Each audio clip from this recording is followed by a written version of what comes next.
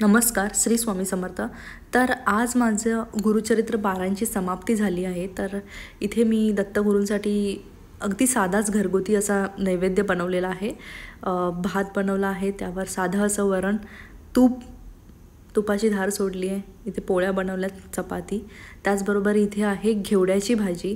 तर घेवड्याच्या भाजीचं महत्त्व काय आहे हे गुरुचरित्र वाचणाऱ्यांना सर्वांनाच माहीत असेलच। त्याचबरोबर इथे आहे गाजराचा हलवा आणि सोबत इथे काही कुरडया आणि पापड आहेत। तर अशा प्रकारे साधासा असा छान नैवेद्य पण मनापासून बनवला आहे आणि बरोबर दुपारी 12 वाजता नैवेद्य दाखवला दत्तगुरूंना। सोबत तुळशीपत्र ठेवलं आहे।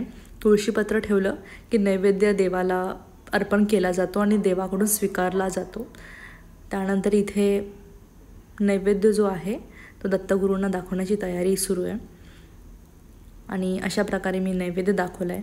मी दरवर्षी जसं जमेल तसं गुरुचरित्र साप्ताहिक पारायण करत असते आणि मला अवघ्या दुसऱ्याच दिवशी खूप मोठा असा चमत्कारी अनुभव आला, तो सुद्धा मी माझ्या चॅनलवर नक्की शेअर करेन।